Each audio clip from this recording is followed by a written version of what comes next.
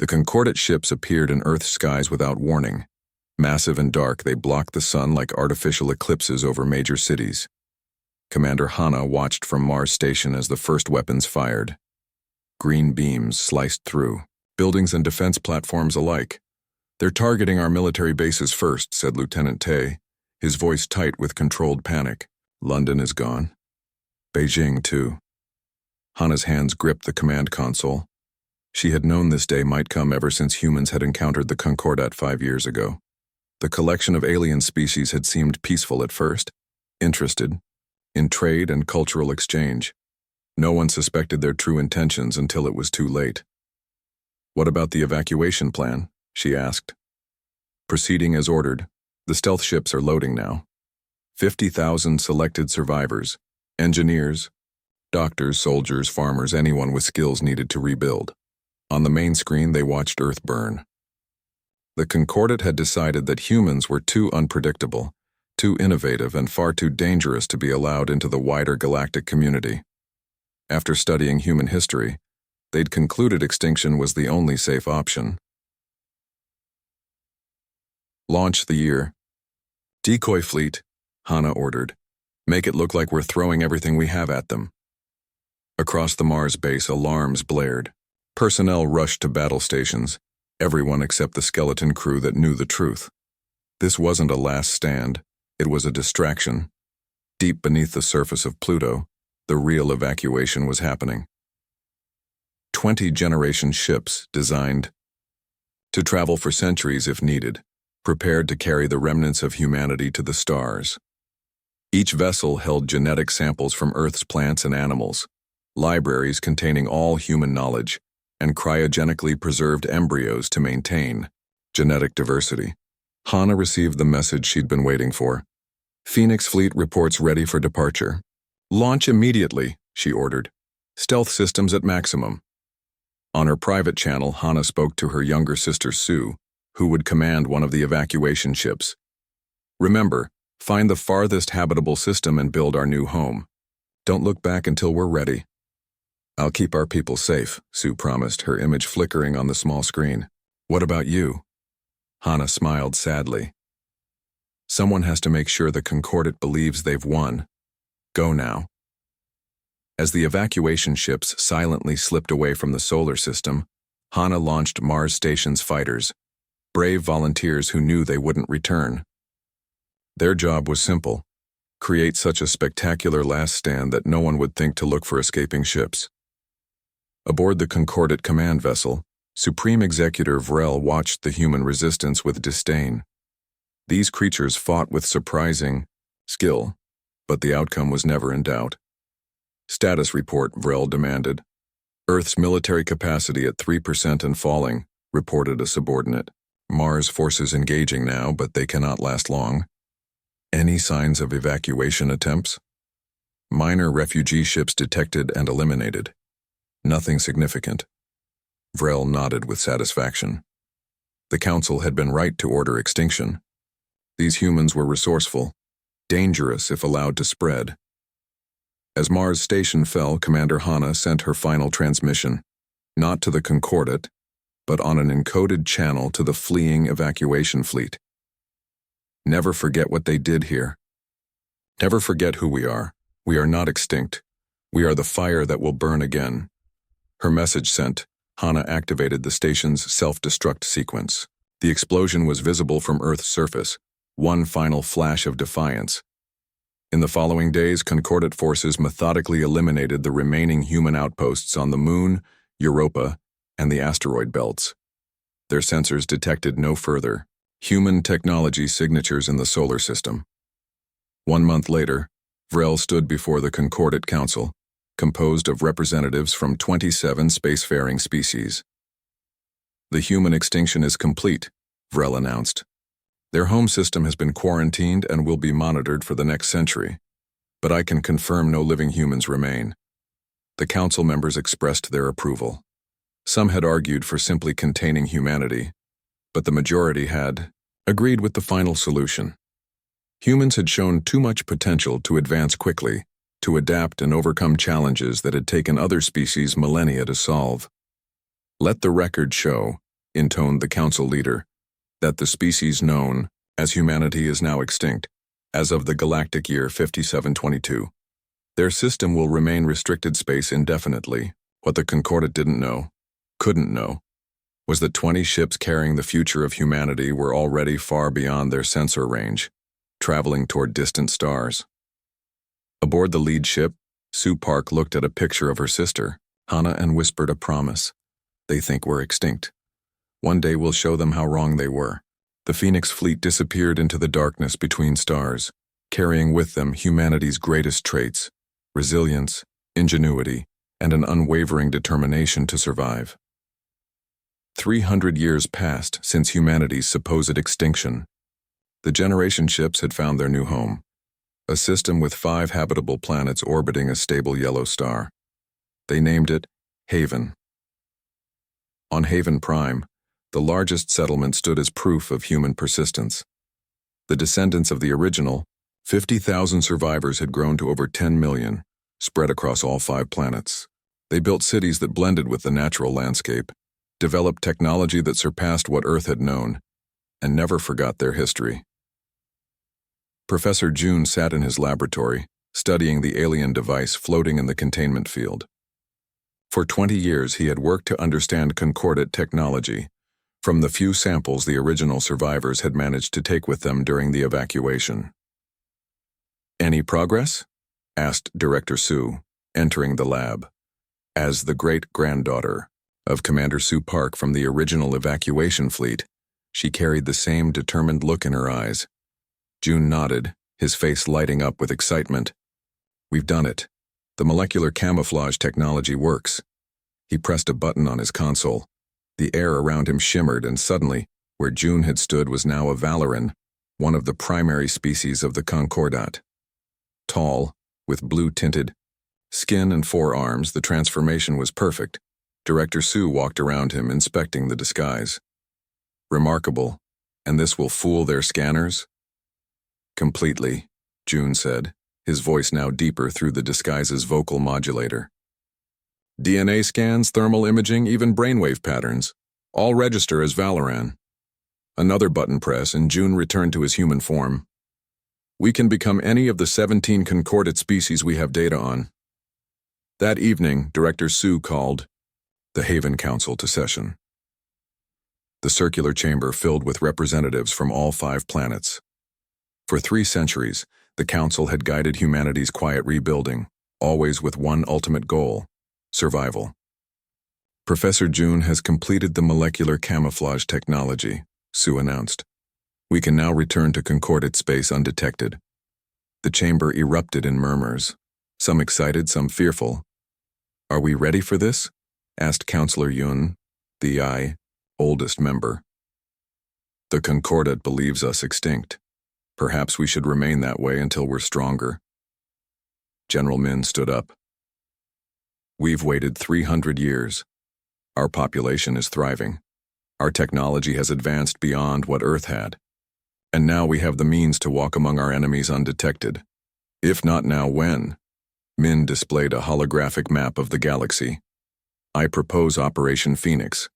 We send 5 ships with disguised crews into Concordat space. They establish hidden bases, gather intelligence, and prepare the way for our return."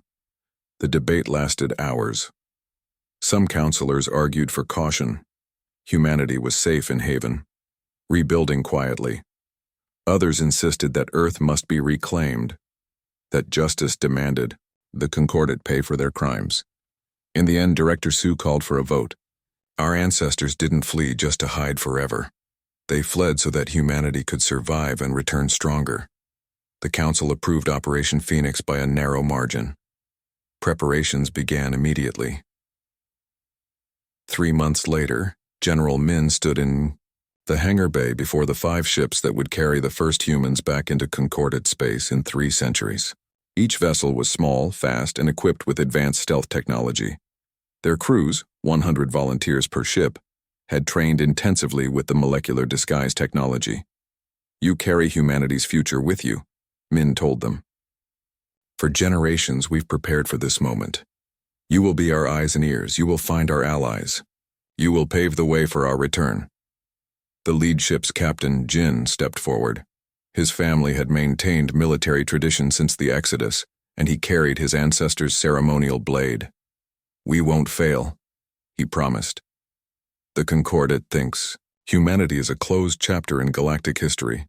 We're about to show them it's just the beginning." As the ships prepared for departure, Professor June handed Jin a small data crystal. "This contains all our research on Concordat technology. Hide it well. If they discover who you really are—" Jin nodded gravely. "They won't." From an observation deck, Director Su watched the 5 ships depart. They rose silently through Haven's atmosphere, their stealth systems already engaged. Once clear of the planet, they vanished into faster-than-light travel, headed toward the heart of Concordat space. An aide approached her. "Do you think they'll succeed?" Sue continued staring at the now empty sky. 300 years ago, the Concordat thought they had exterminated humanity. Instead, they created their worst nightmare, humans with nothing left to lose and centuries to plan their return. She turned away from the window. Operation Phoenix isn't just about survival anymore. It's about reclaiming our place in the galaxy. That night, across Haven, people looked up at the stars with a new sense of purpose. For generations, they had lived with the knowledge that somewhere out there, the civilization that had tried to destroy them continued to thrive. Now humanity was taking its first steps back toward the stars that had once been their home. The seeds of survival had grown into the seeds of rebellion.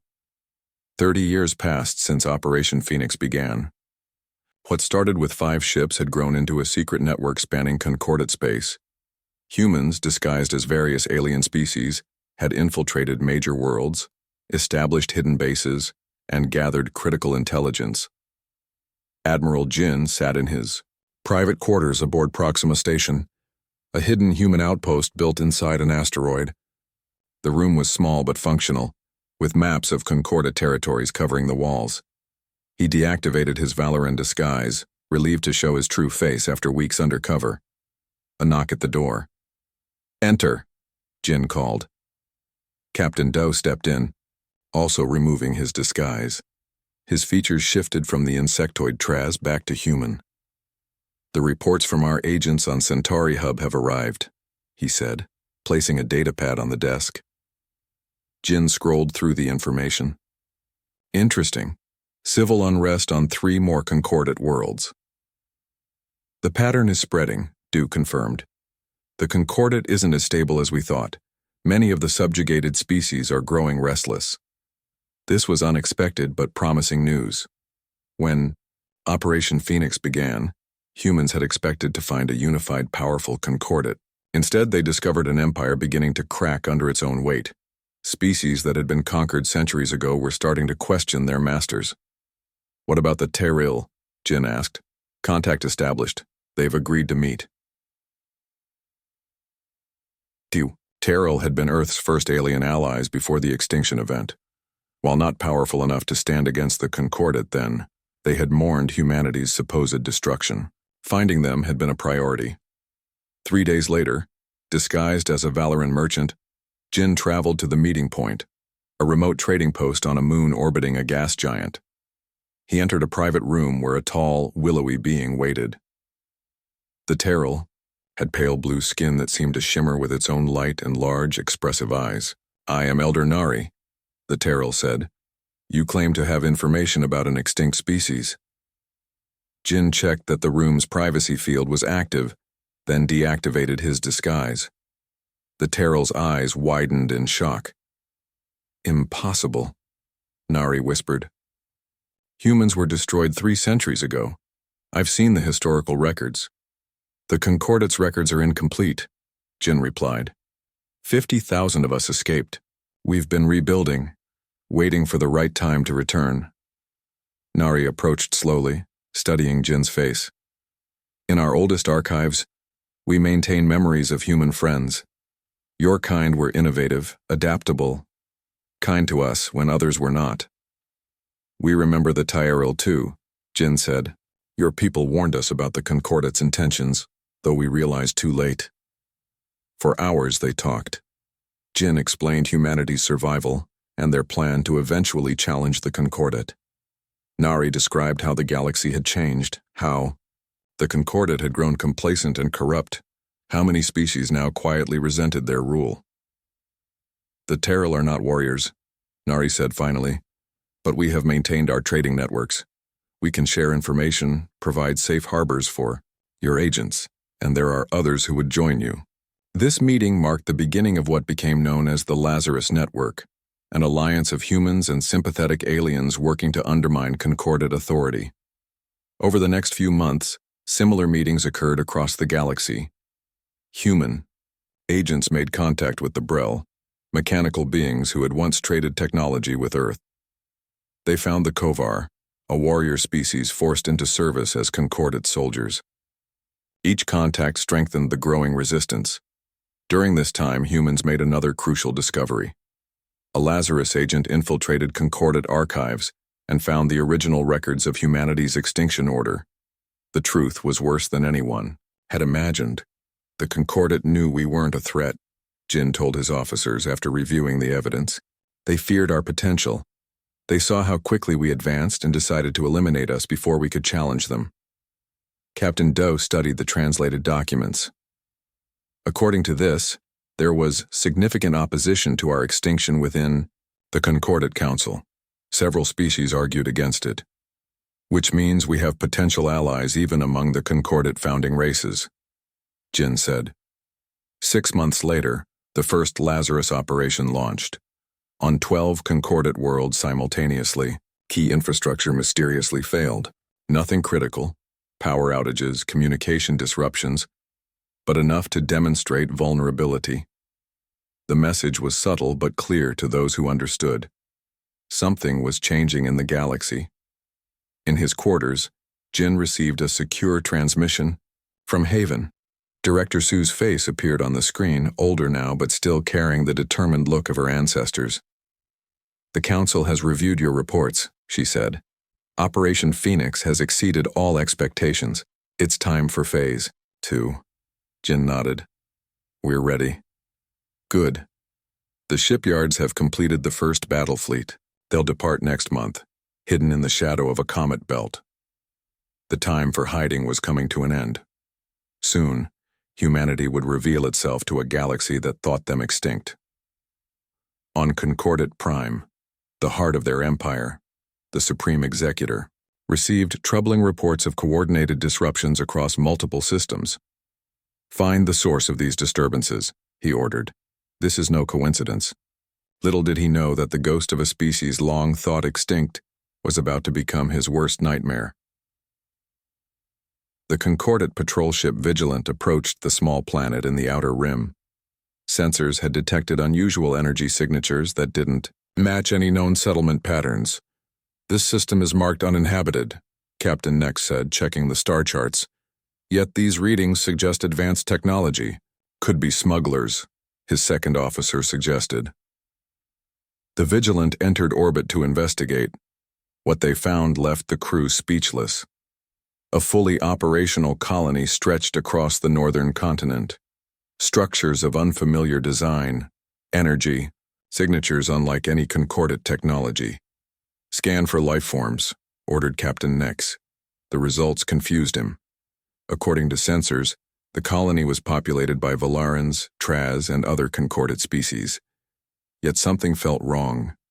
Why would Concordat citizens build a secret colony? Send a landing party, he decided.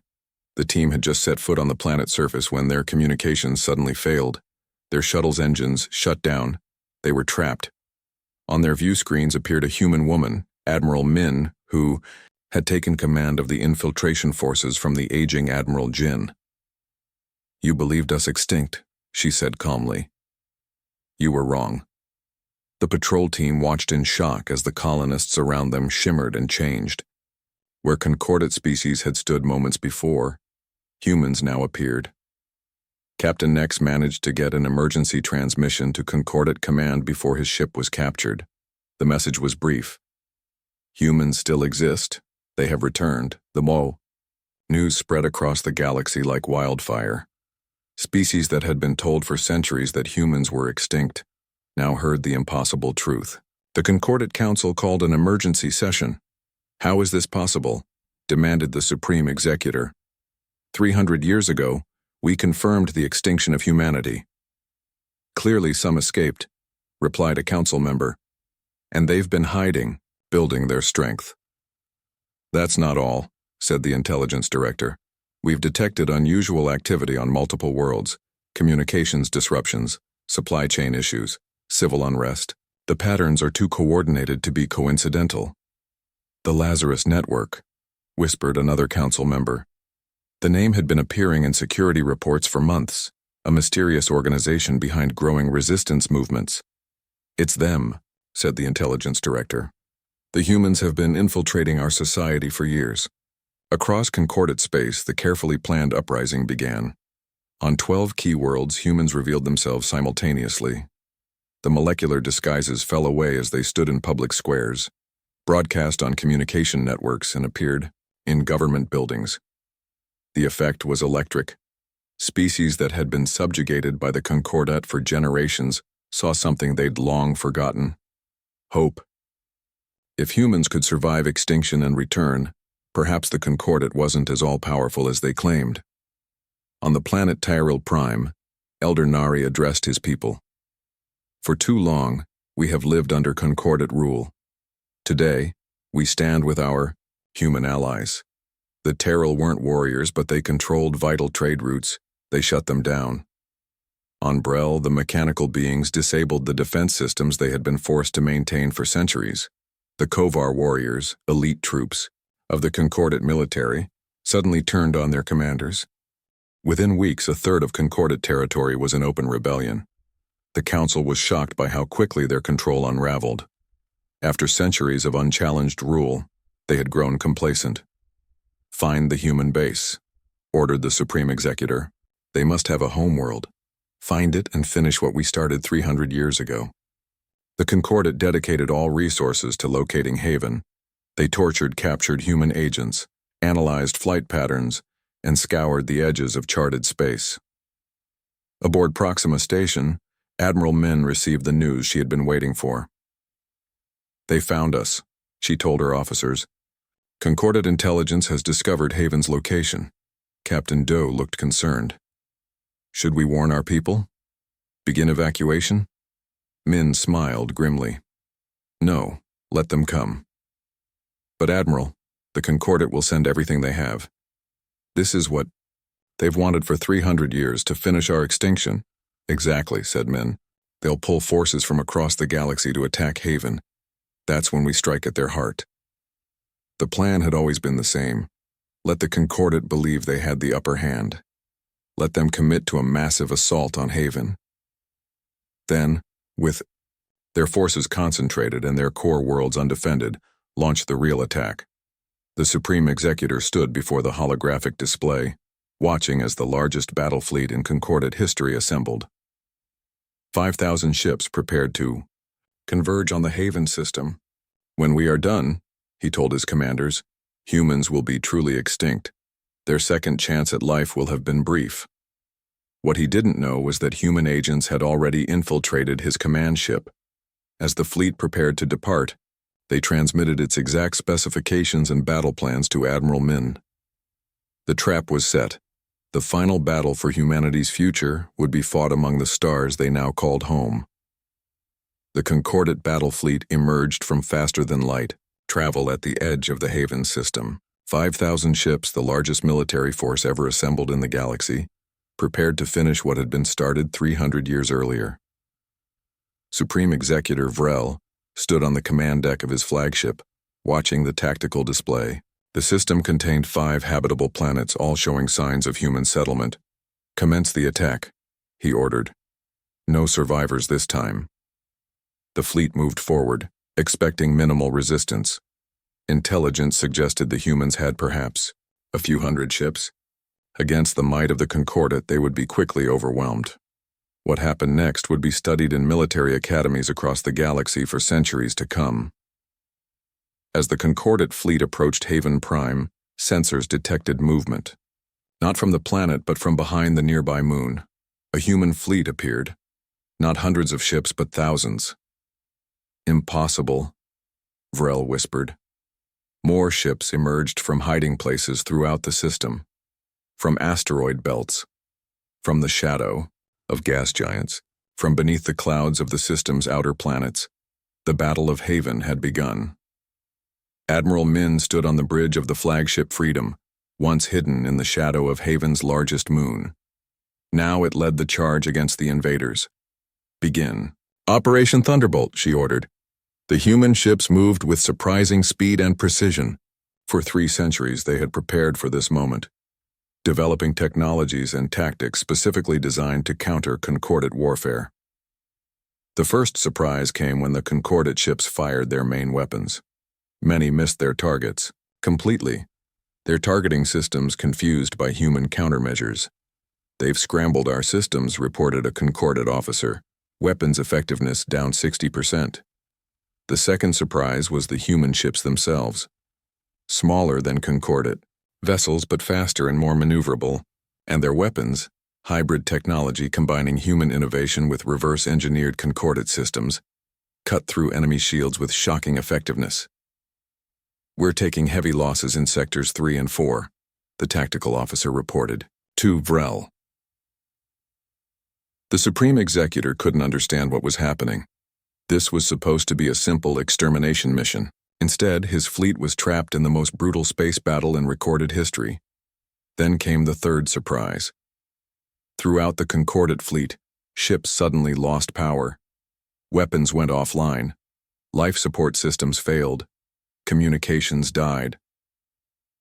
Aboard, his flagship Vrel watched in horror as ship after ship went dark. "What's happening?" he demanded. "It's some kind of virus in our systems," an officer replied. "It's shutting everything down." For 30 years, human agents had infiltrated concordate shipyards, planting dormant code in vessel operating systems. Now, activated by a signal from Admiral Min's ship, that code executed its instructions. Not all concordate ships were affected, but enough to turn the tide decisively. The battle raged for 7 days. When it ended, the once mighty concordate fleet was in ruins. Supreme Executor Vrel's flagship, crippled and drifting, was captured with him still aboard. As Vrel was brought before Admiral Min, he finally saw a human up close for the first time. "How?" he asked. "How did you survive? How did you defeat us?" Min looked at him with calm eyes. "You thought exterminating us from our home world would end humanity. What you did instead was set us free from old limitations. You forced us to become stronger, more innovative, more determined than we ever would have been otherwise." News of the Concordate's defeat at Haven spread quickly across the galaxy. On hundreds of worlds, suppressed species rose up against their weakened rulers. The empire that had stood for millennia began to collapse. 3 weeks after the Battle of Haven, Admiral Min stood on the bridge of her ship as they approached a familiar blue planet. "Earth," she said softly. "Set course for home." 350 years after humanity's supposed extinction, humans returned to their ancestral home. They found a planet that had healed from the scars of the concordate attack. Forests had reclaimed cities. Oceans had cleared. Nature had flourished in humanity's absence. As Admiral Min's shuttle landed in what had once been Central Park in New York City, she carried with her a small memorial plaque. It was placed on a simple stone marker near where the old United Nations headquarters had stood. The inscription read, "They thought us extinct. They didn't understand that humans never truly die. We adapt, we endure, we return." Within a year, the Concordate had collapsed entirely. Supreme Executor Vrel was tried for genocide by a tribunal representing 27 formerly subjugated species. The evidence recovered from Concordate archives confirmed what humans had discovered during their infiltration. The extinction order had been based not on any threat humans posed, but on fear of what they might become. A new Galactic Council formed, in place of the Concordate, with humanity as founding members alongside their allies like the Tyrrell and Brel. This time, the Council was built on principles of equality and cooperation rather than dominance. On rebuilt Earth, representatives from across the galaxy gathered in a new council chamber. Among them stood Jin's daughter, now Ambassador Sue, representing humanity. She looked out at the assembled delegates and smiled. The species that had once been declared extinct now helped guide the galaxy toward a better future. Humanity had not just survived. They had taken back their rightful place among the stars. The age of the Concordat was over. The age of cooperation had begun,